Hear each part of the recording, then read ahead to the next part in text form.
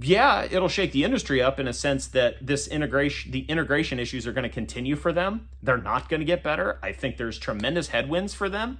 And I think the only way they right the ship, if they right the ship, is to consolidate, size everything down, consolidate, take roll call of who the good pieces are on the chessboard, and then redeploy. But you're talking a few years. And so these integration issues of still systems not talking to each other, people not getting uniforms, unlicensed technicians. And again, these are all alleged things that I'm hearing or reading about. These don't get solved overnight. These don't get solved with private equity buying in 3 months out. I mean, this is, so the runway looks good for a lot of small companies, mom and pops, regionals. So I read stuff like this and I go, yeehaw, I just need to...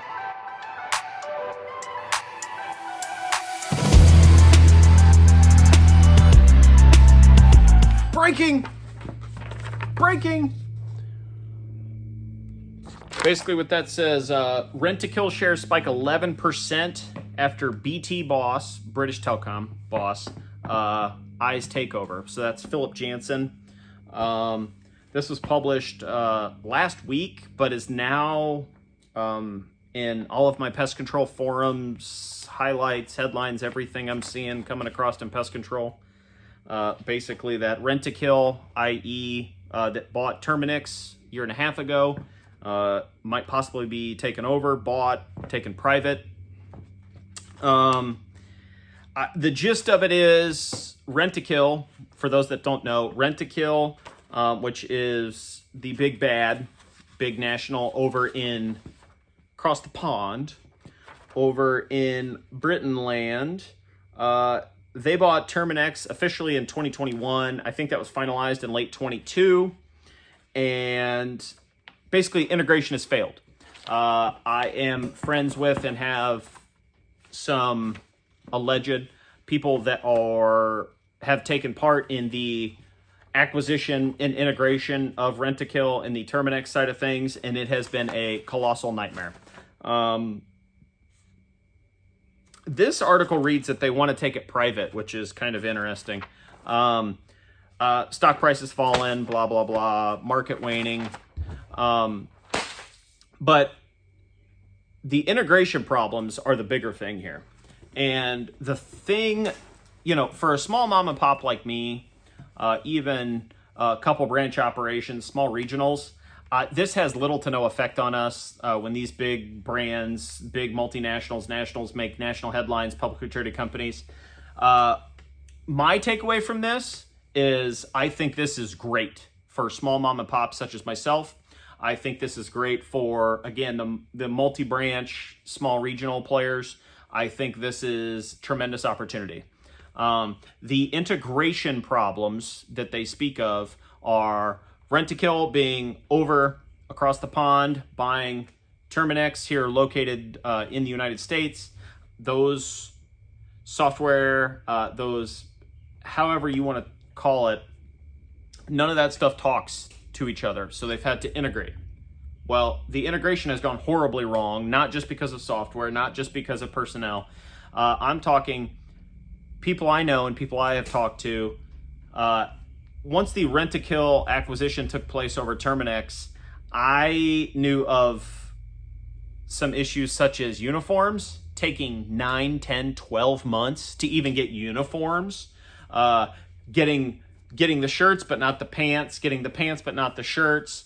I know of some branches that licensures had expired. I know truck licenses and registrations had expired. Really just a litany of a waterfall of integration problems. But really what it is I think there were issues to begin with the Terminix acquisition. I think, eventually these companies get so large that a lot of stuff falls through the cracks. They focus on the bigger things. The little stuff falls through and it just kind of gets pushed in the corner until it becomes an issue. And I think those issues are glaring now. You're looking at a year and a half of integration issues that are not going to be better if more money or private equity comes into the space and then acquires them. Private equity is concerned about one thing, and that one thing is beating the S&P 500. Private equity wants to be able to go to their investors and go, hey, we made 9.5%. The S&P was 8.2. Look at us. Give us more money. And so, I don't know. It doesn't matter for our industry. I mean, it does, because the big nationals and multinationals, they do inject a ton of money in marketing. They do a ton of money, injecting a ton of money in marketing material and educating the public. And that's probably the biggest effect on smaller companies such as myself, small regionals and such, because a lot of the sort of what we're measured against is the TV commercial that Mrs. Smith sees on TV, and the guy coming in with his hard hat and his spotlight like he's going to go mining for termites. We're held against that standard. And so it does matter from that perspective, the amount of marketing dollars and education that is thrown at the public, that matters. But I see opportunity. I see tremendous opportunity. The sort of behind the scenes that has taken place over the last 3 or 4 years, really post 2020, it was starting to happen a little before 18-19, but really the entire market got blown up once private equity started to come in for pest control, land, sort of like lawn maintenance, landscaping, a lot of these turf companies. Private equity started coming in and buying companies literally at 2-3 times earnings, not even profit or anything, just earnings. They just wanted to gobble the market up, because then they would send the Segway army out, and they show up on their hoverboards and their Segways and sign on the dotted line. And so that market started to get blown up due to private equity really 2, 3, 4 years ago. So private equity buying the biggest and baddest, Rentokill and Terminix, buying the 2 largest multinational companies in existence, is interesting. Especially if they were to take that private. But again, I see opportunity. The opportunity for a smaller company like me, again, through people I discuss things with and read on the forums and know of the goings-on, allegedly.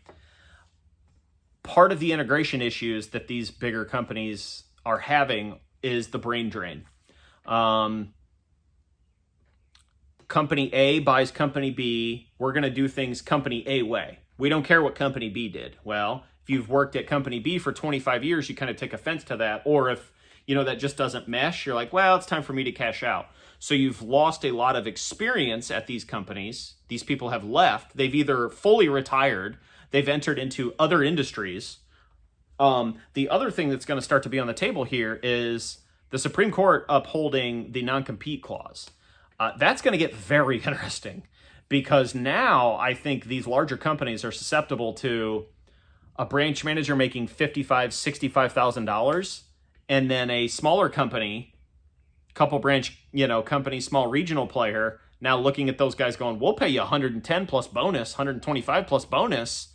Now these guys are going, why am I working here with all these headaches? Nobody answers. You're firing middle management across the board to stay profitable and show a profit return to your investors.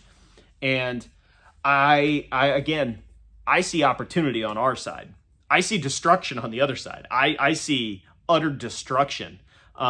Because if private equity is going to buy the big bad multinationals and big nationals, they're doing it for one thing, and that's for profit. And so how are they going to remain profitable? I see markets such as myself, which is I'm in a municipality that has really under 30,000 people in it. I have some adjacent ones that are larger, but I see these smaller one-man guys that they run these offices out of a house, but the call center takes the calls 50 minutes or an hour away in the bigger municipality, and they schedule I see the small single guys in these smaller markets completely getting nuked, because I don't think they're profitable, for one. And for two, I think if you're private equity, or if it's me and I'm looking at the landscape here and I'm moving chess pieces around, I'm going, okay, why are we employing and paying for the upkeep, the insurance, the advertising, all of it, the overhead, for a guy servicing a potential customer base of 30,000 people, when we could just pile everybody into the 150,000 population municipality and market and just feed that beast? So I see that happening. even if this doesn't probably happen, this acquisition doesn't happen, I see the smaller guys from these nationals probably getting nuked over the next 6 months to a year. So again, that's opportunity for somebody like me. My overhead's a little cheaper. I'm integrated into the local market. People know my name. I'm active in the community.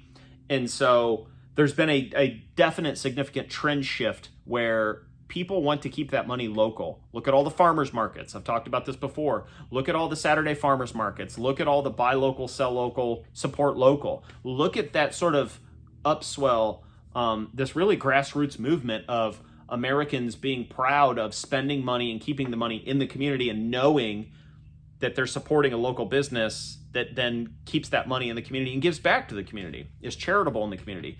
Donates, sponsors sports teams, sponsors school programs. There's a lot of pride with that right now. And there's a lot of headwinds against these bigger multinationals. And I just think, there's just tremendous opportunity. I've never really been one of those to hate on, I don't hate competition. I think competition's good. I think, it lifts all boats. Especially in today's day and age of social media. The bad companies get exploited very, very quickly. You get 5, 6, 10 reviews left somewhere.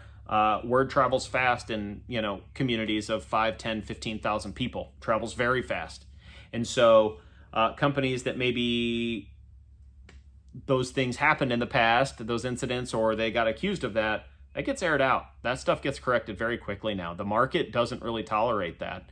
And so I just think this is a tremendous opportunity. I don't care. They're talking $8 billion, $10 billion.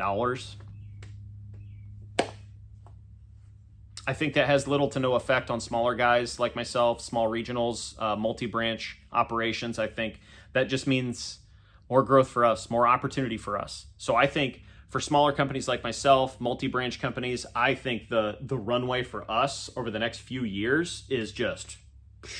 It's a roller coaster straight up before the big drop, except hopefully there's no big drop. Because that's kind of the secret is these bigger national, multinational companies, the only way they grow basically is by acquisition of smaller companies.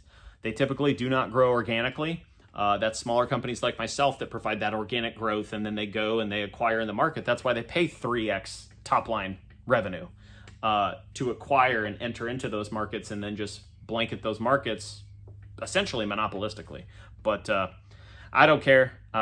Everybody is kind of commenting on it. I am saying a lot of owners basically with the same attitude as me, like, who cares? Doesn't affect us.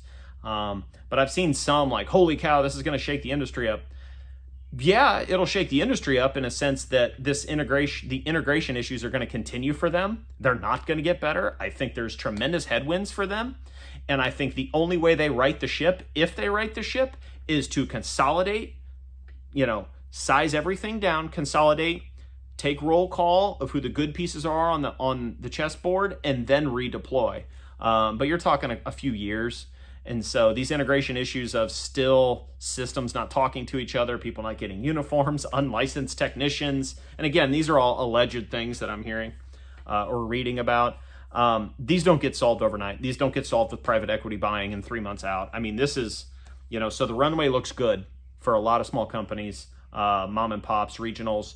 So I read stuff like this and I go, I just need to hire more people. And so that's what I'm focused on.